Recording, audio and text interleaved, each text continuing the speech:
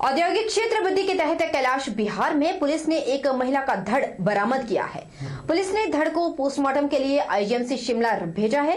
Police की प्रारंभिक पड़ताल के अनुसार यह धड़ उसी महिला प्रवासी का है जिसका कटा हुआ सिर बीते दिनों मिला था। सीवरेज लाइन की सफाई के दौरान सफाई कर्मी ने बद्दी की कैलाश बिहार कॉलोनी में एक बिल्डिंग के पीछे बोरे में एक लाश देखी और स्थानीय लोगों को इसकी इत्तला दी, जिसके उपरांत पुलिस को इस संबंध में सूचित किया गया। औद्योगिक क्षेत्र बद्दी के तहत बिल्लावली गांव में बीते सोमवार को कूड़े के ढेर में एक प्रवासी महिला का कटा सिर मिला था, जो कि बिना धड़ के था। शनिवार को मिले धड़ के बाद यह आशंका प्रबल हो गई है कि यह धड़ उसी महिला का है जिसका कटा हुआ सिर सप्ताह पहले कूड़े के ढेर में मिला था।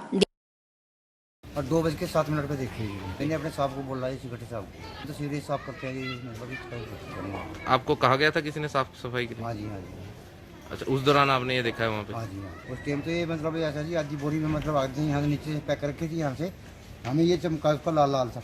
मैंने सोचा सुअर है, मैंने उसको देखा ना, मैं सुअर है जी वो। उसके करके मतलब फिर मैंने देखा पूरा करके फिर मैं लास्ट में अपने बॉस को बताया, जो हमारा बॉस है सिक्योरिटी साहब सिक्योरिटी। हाँ जी, उन्होंने फोन पता नहीं किसे करा, किसी ने फिर पुलिस आई। बारे में पता नहीं पता जी। यहाँ से कोई व्यक्ति कोई बाहर गया हो? नहीं जी नहीं। एसपी बद्दी नवदीप सिंह ने बताया कि पुलिस को कैलाश बिहार कॉलोनी में एक बिल्डिंग के पीछे महिला का गला सड़ा हुआ शव मिला है। धड़ को पोस्टमार्टम के लिए आईजीएमसी शिमला रवाना कर दिया गया। उन्होंने कहा कि रिपोर्ट और एनडीए जांच के बाद ही इसकी पुष्टि हो सकती है कि सिर व धड़ एक ही महिला का है या नहीं। शिमला जिला के रामपुर उपमंडल के दत्तनगर पंचायत मुख्यालय में नेशनल हेल्थ मिशन के तहत निःशुल्क आयुर्वेदिक चिकित्सा शिविर का आयोजन किया गया, जिसमें आयुर्वेद के साथ साथ होम्योपैथी, यूनानी, नेचुरोपैथी आदि के विशेषज्ञ ने भी मरीजों की जांच की। इस निःशुल्क चिकित्सा शिविर में क्षार योग, खासकर जो क्षार रोग होता है उसमें बवासीर, भंगदर और आंख, नाक, कान, गला आदि तमाम बीमारियों की जाँच की गयी। कोविड-19 के दौरान आयुर्वेद के योगदान और वर्तमान में आयुर्वेद और अन्य पारंपरिक चिकित्सा पद्धतियों के महत्व को समझाया गया। शिविर का विधिवत उद्घाटन रामपुर हाइड्रो पावर स्टेशन के प्रमुख मनोज कुमार और महाप्रबंधक मानव संसाधन PS नेगी ने किया। इस दौरान जिला आयुष अधिकारी डॉक्टर KD शर्मा और अन्य अधिकारी भी मौजूद रहे। रामपुर हाइड्रो पावर स्टेशन प्रमुख मनोज कुमार ने बताया कि आयुर्वेद और अन्य पारंपरिक पद्धतियां हमारे प्राचीन धरोहर है। हमें इन पद्धतियों को अपनाना चाहिए, इससे लोगों को लाभ होगा और पारंपरिक जीवन शैली भी बनी रहेगी। कि आज हमारे बीच डॉक्टर KD शर्मा पधारे हैं, उनकी पूरी टीम पधारी हुई है। और ये तो ऐसा ही है कि सरकार आपके द्वार, और ये इस तरह की जो होम्योपैथ या यूनानी जो तरह की ये चीज़ें हैं, ये हमारी प्राचीन धरोहर है। यदि हम इस पर आगे बढ़ते हैं तो PS नेगी महाप्रबंधक मानव संसाधन रामपुर परियोजना ने बताया कि डिप्रेशन और डायबिटीज में भारत नंबर 1 पर पहुंच चुका है। ऐसे में जरूरी हो गया है कि हमें अपनी पुरानी जीवन शैली को अपनाते हुए आगे बढ़ना चाहिए। ऐसे में आयुर्वेद को बढ़ावा देने की जरूरत है। वैसे आयुर्वेद विभाग इस दिशा में तेजी से आगे बढ़ रहा है। निस्संदेह एक दिन हम अपनी पारंपरिक पद्धति को अपनाकर आगे बढ़ेंगे। नेशनल आयुष मिशन के अंतर्गत यहाँ हम कर रहे हैं। इसके अंतर्गत आयुष्मीन, आयुर्वेदा, यूनानी, होम्योपैथिक और सिद्धा, इनमें से 4 पैथीज के डॉक्टर्स हमने लाए हैं और उनके जो पैथीज की मेडिसिन हैं वो भी साथ में फ्री दे रहे हैं सबको। और इस ऐसे कैंप हमने पूरे डिस्ट्रिक्ट में जगह जगह इंटीरियर एरियाज में लगाते हैं जहाँ मेडिकल फैसिलिटीज़ बहुत कम मिलती हैं लोगों को। तो ऐसा हमारा प्रयास रहता है कि जहाँ तक जोगिंदरनगर विधानसभा क्षेत्र के पूर्व विधायक राम सिंह का 90वां जन्म दिवस उपमंडल जोगिंदरनगर में हर्षोल्लास के साथ मनाया गया। उनकी दीर्घायु की कामना करते हुए पूर्व मंत्री गुलाब सिंह ठाकुर ने बधाई दी। इस मौके पर सिविल अस्पताल जोगिंदरनगर में दाखिल मरीजों को फल भी बांटे गए। राम सिंह के जन्म दिवस पर उनके समर्थक और कार्यकर्ताओं ने मिठाइयां भी बांटी। 1972 में आजाद उम्मीदवार के तौर पर क्षेत्र के विधायक रहे राम सिंह ने अपने जन्म दिवस पर जोगिंदरनगर के जरूरतमंदों को भी आवश्यक सामग्री वितरित की। उनके जन्म दिवस पर अनेकों कार्यक्रम भी आयोजित होते हैं। रोटरी क्लब जोगिंदरनगर के गवर्नर असिस्टेंट अजय ठाकुर, नगर परिषद के पार्षद राजीव कुमार, शहरी भाजपा अध्यक्ष अजय सूद ने भी उनके जन्म दिवस पर उन्हें बधाई दी। रविवार को पूर्व विधायक के जन्म दिवस पर प्रेस क्लब जोगिंदरनगर की ओर से भी उपहार भेंट कर उनकी दीर्घायु की कामना की। इनको मैं अपनी ओर से, तमाम जोगिंदरनगर की ओर से और आप सब की ओर से हार्दिक हार्दिक बधाई देता हूँ, शुभकामनाएं देता हूँ और ईश्वर से प्रार्थना करता हूँ कि इनकी और लंबी आयु हो, ये हमारे, और ये स्वस्थ रहें, लंबी आयु हो। अपने 5 साल के टेन्योर में इन्होंने जोगिंदरनगर के विकास के लिए बहुत काम किया और हमेशा इनका योगदान, जब मैं एक मंत्री के तौर में था, विधायक के तौर में था, हमेशा श्री राम सिंह जी का मिलता रहा है। मैं इनको बड़े भाई की तौर पर मानता हूँ। वहीं उपमंडलीय मुख्यालय संगड़ाहा में उद्योग विभाग द्वारा क्षेत्र के किसानों के लिए 1 दिवसीय फूड प्रोसेसिंग जागरूकता शिविर का आयोजन किया गया। शिविर में एसडीएम संगड़ाहा डॉक्टर विक्रम नेगी बतौर मुख्य अतिथि मौजूद रहे और उद्यान और कृषि विभाग के खंड स्तर के अधिकारी भी बतौर मूल स्रोत व्यक्ति मौजूद रहे। जिले उद्योग केंद्र नाहन के महाप्रबंधक ज्ञान चौहान द्वारा इस दौरान मौजूद किसानों को मुख्यमंत्री स्वावलंबन योजना, state machine on food processing कार्यक्रम और उद्योग विभाग द्वारा चलाई जा रही विभिन्न योजनाओं की जानकारी दी गई।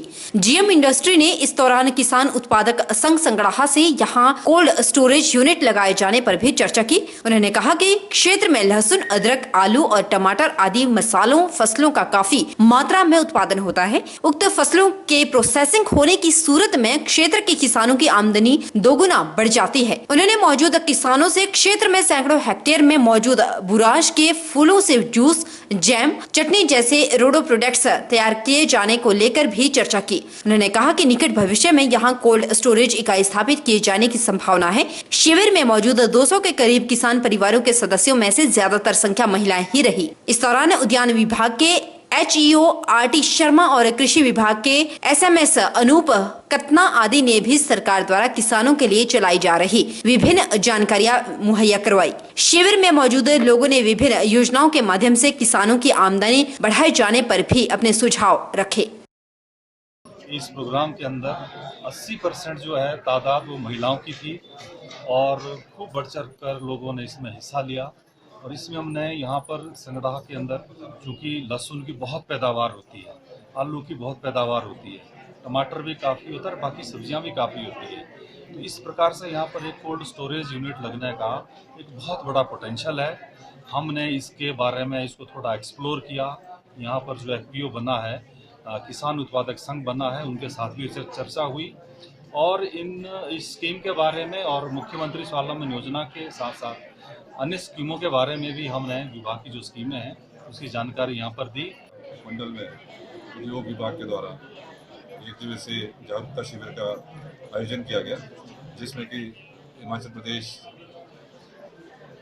फूड प्रोसेसिंग मिशन पर चर्चा हुई। तो ये बहुत ही बहुत ही लोग यहाँ पर बहुत दूर दूर से आए, किसान जो हमारे उत्पादक हैं वो आए और बहुत ही अच्छी चर्चा रही और मैं विश्वास करता हूँ कि इससे बहुत फ़ायदा होगा और जो हमारा संगड़ा क्षेत्र है इसमें बहुत प्रोग्रेस करेगा।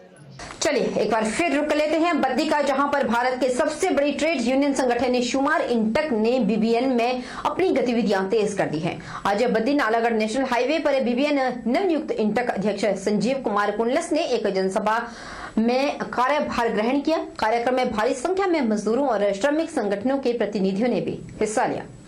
इंटक अध्यक्ष संजीव कुमार कुंडलस ने कहा कि कोई भी पीड़ित श्रमिक उनके साथ कभी भी संपर्क कर सकता है, वो उनको हर संभव मदद करेंगे। उन्होंने उद्योगपति से आग्रह किया कि वह किसी भी कीमत पर मजदूरों का शोषण ना करे, बल्कि इस कोरोना काल में उनकी और ज्यादा मदद करे। इंटक के प्रदेश अध्यक्ष हरदीप बावा ने कहा कि इंटक के नाम पर जो लोग स्वयं भू नेता बनकर उद्योगपतियों को लूट रहे हैं और मजदूरों का शोषण कर रहे हैं, उन पर कल होने जाने वाली राज्य कार्यकारिणी की हमीरपुर में 102वीं बैठक में लोगों पर सख्त कार्रवाई करने के फैसले लिए जाएंगे। ऐसे लोगों पर 420 का मुकदमा भी दायर किया जाएगा। और इस मौके पर उन्होंने केंद्र सरकार पर भी निशाना साधा और निजीकरण के नए कानूनों को प्राइवेट सेक्टरों में काम करने वाले लोगों पर जबरन थोपने की भी बात कही।